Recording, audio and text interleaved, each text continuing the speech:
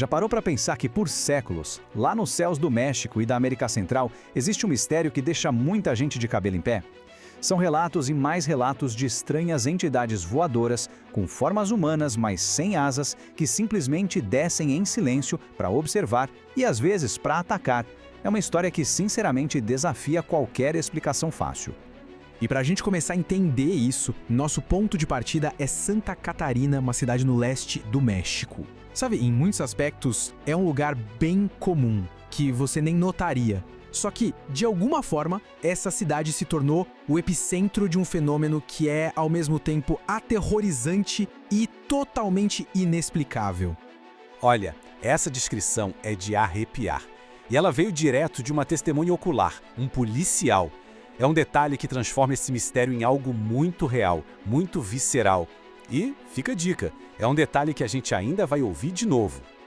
Então vamos mergulhar no primeiro caso em detalhes. É a história do policial Gerardo Garza Carvajal e a investigação dele à noite num cemitério. O que começou como uma chamada de rotina, terminou em puro pânico. A situação toda foi escalando muito rápido. Pensa bem, começa com uma denúncia já bizarra de 2 bruxas voadoras. Aí o policial Carvajal entra no cemitério e sente uma ansiedade que não sabe de onde vem. Ele olha para cima e lá estão elas, 2 figuras escuras paradas no ar. O silêncio é quebrado quando elas começam a descer, e aí os detalhes ficam horríveis. Pele acinzentada, garras afiadas. Em pânico, ele chama reforço pelo rádio e sai correndo. E o mais importante, os colegas dele chegam a tempo de ver as formas se afastando, confirmando que ele não estava sozinho. E o que faz esse caso ser tão forte é o que veio depois. Carvajal passou por uma avaliação psiquiátrica completa e foi considerado perfeitamente são. A história dele foi levada a sério. E o ponto-chave: outros policiais da mesma delegacia admitiram ter visto a mesmíssima coisa, mas ficaram com tanto medo que não contaram para ninguém. Isso dá um peso enorme para o relato dele. A história do Carvajal, por si só, já é assustadora o suficiente. Mas aí fica a pergunta, né? Isso foi só um evento bizarro? Uma coisa que aconteceu uma vez e nunca mais? A resposta, infelizmente, é não. Esse encontro, na verdade, faz parte de um padrão de terror ainda mais violento.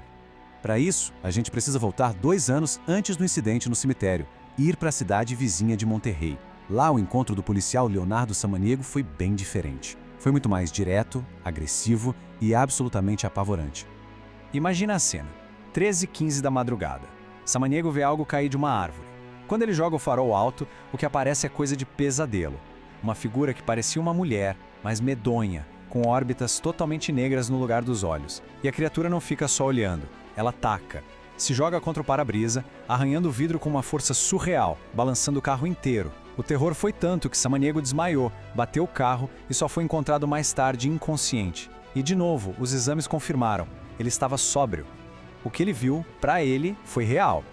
E como se os testemunhos dos policiais não fossem o bastante, tem mais uma peça nesse quebra-cabeça. Em maio de 2006, um vídeo apareceu. Supostamente foi filmado perto de Monterrey e ele adiciona uma camada visual, ainda que bem polêmica, a todo esse mistério.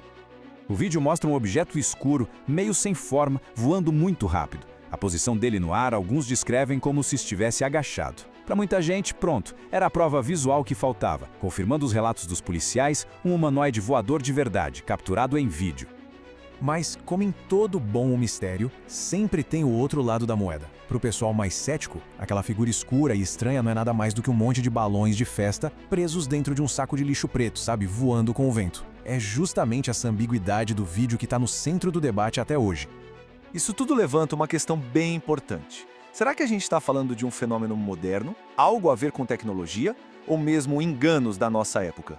Ou será que são ecos de algo muito, mas muito mais antigo? Uma presença que assombra essa região há séculos. Para buscar respostas, a gente precisa mergulhar no passado mitológico do México.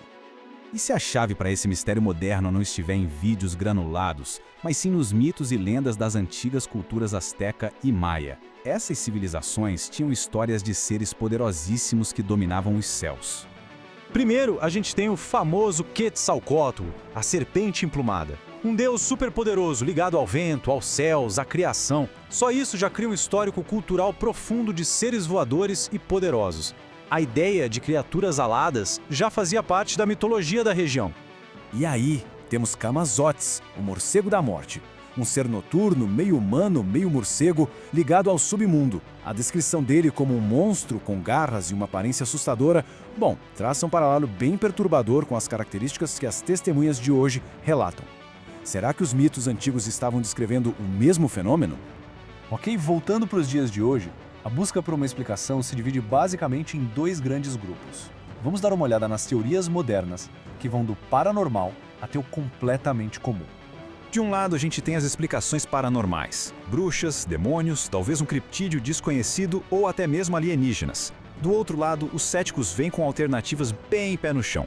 Poderia ser um equipamento de construção visto de um ângulo estranho, balões de festa ou simplesmente uma farsa, um trote muito bem feito. A distância entre uma teoria e outra é gigantesca.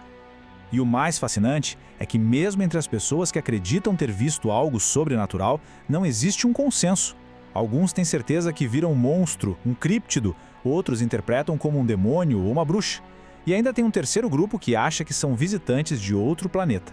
Parece que a forma como cada testemunha interpreta a experiência é filtrada pelas próprias crenças e medos. E é aqui que a gente chega no coração do problema.